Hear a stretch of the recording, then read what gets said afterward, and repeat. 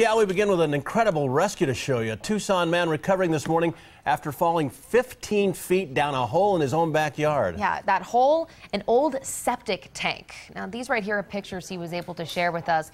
This shows just how deep he was inside of there. So fire crews had to use a ladder and ropes to pull him out. Tucson Fire tells us rescuers had to use the same gear that they use on swift water flooding calls to get him out. Well, the family says the hole was about 4 or 5 feet wide. Ground just caved in above it. It didn't take long for the crews to rescue him, though. Had his cell phone out and was able to call his wife, who called 911 to get help. Once he was out, he was rushed to the hospital. Only has some minor cuts, and we're told he should be okay. Another sigh of relief, too, from a family of a 10-year-old boy who's back home this morning after being rescued from Madera Canyon near Green Valley last night. Pima County Sheriff's deputies say the boy got lost while hiking with his aunt and was without water for more than 3 hours. He was rescued and is expected to be okay. And a rare discovery in the desert where detectives continue to investigate this morning, a body that was found in Pinal County. So they found a woman's body hidden in shrubs just north of Stanfield Road and Highway 84. She appeared to be Native American or Hispanic in her late 30s. If you have any information that can help with this investigation, please call the Pinal County Sheriff. And a 49-year-old man in critical condition this morning after a motorcycle accident in Marana at Post Vale Road and Moore. The man was not wearing a helmet. An emergency air team airlifted him out to the hospital. The accident's still under investigation at this time. And the self-proclaimed toughest sheriff in America, Joe Arpaio, Maricopa County, is being slapped with another lawsuit. Arpaio is being sued by the U.S. Justice Department over a range of civil rights violation claims. Those claims include accusations that his office discriminated against Latinos and retaliated against critics.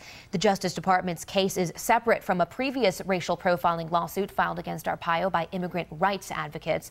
That one is on hold right now after Arpaio asked that the judge in that case be disqualified. The judge in the racial profiling case is considering a request to let the ruling in her trial also stand as the judgment on the Justice Department's lawsuit. The Justice Department is not seeking money damages, but wants an order requiring policy changes at the Sheriff's Department. Arpaio, of course, denies all the allegations. Now to a 9 on Your Side health watch for you this morning. The first possible cases of bird flu have triggered quarantines right here in the state. 4 farms are being quarantined this morning after birds tested positive for the flu. It's being linked to chickens, quail, and eggs that came from an Iowa farm, where other birds have also tested positive for the virus. The farms are located in Pinal, Mojave, Santa Cruz, and Yavapai counties.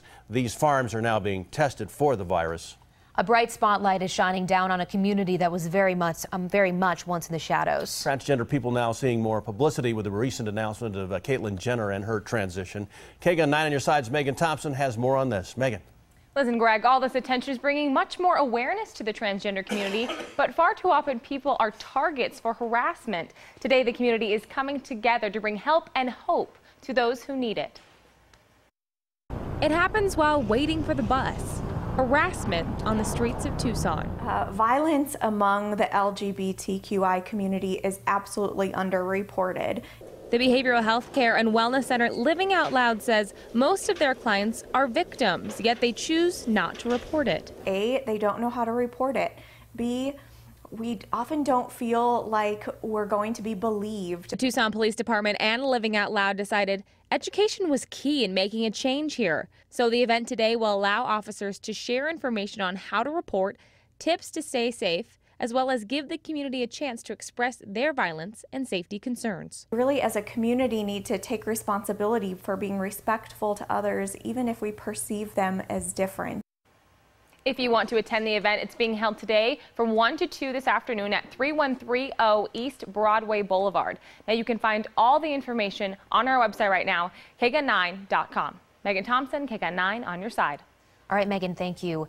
New developments in the Cleveland police killing of a 12-year-old boy, Tamir Rice. Now, a judge found probable cause to charge 2 officers in that shooting death of that boy. And here's what's making headlines around the nation this morning. You may remember that Rice was shot last November while playing in a park with a pellet gun. The video of the incident right there shows one officer shooting the child within 2 seconds of getting out of his squad car. Police say the 2 officers were unaware that a 911 caller had said the gun probably was a fake. Lawyers for the officers denounced the ruling, defended the officers' actions. The ruling does not constitute an indictment, though.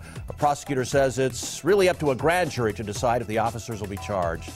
And the search for 2 escapees in New York intensified after investigators found some really big clues. Bloodhounds picked up what may be the scent of convicted killers Richard Mapp and David Sweat, only 3 miles away from the prison that they escaped.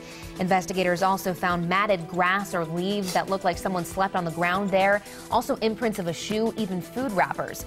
Now we're also learning investigators believe prison worker Joyce Mitchell planned to pick up those inmates after their escape. And just into the newsroom this morning, CNN reported Clinton County District Attorney Andrew Wiley believes that Mitchell provided some form of equipment or tools to those 2 escapees, possibly helping them get out of that prison. An official with the state of New York says Mitchell has not been charged with the crime because of her cooperation, but that could change. Police have arrested a 3rd suspect in a Boston terror case now. This is the FBI arriving at Nicholas Rovinsky's home in Rhode Island. That's him right there last night. Sources say he is the 3rd suspect related to the Usama Rahim terror case. Rahim was shot dead by Boston police and FBI agents last week in a confrontation over a plot to attack police with knives. Another man, David Wright, also arrested as a co-conspirator. According to several law enforcement sources, Rahim, Wright, and Rovinsky met on the beach in Rhode Island to discuss the terror plot. The specific charges against Rovinsky are still sealed, but he is expected to be in court today. An American teen is admitting to helping ISIS now. 17-year-old Ali Shukri Amin from Virginia pleaded guilty yesterday to providing material support. Amin was accused of helping an 18-year-old travel to Syria to join the terror group and also of passing messages between ISIS and contacts here. Faces up to 15 years in prison when he is sentenced in August.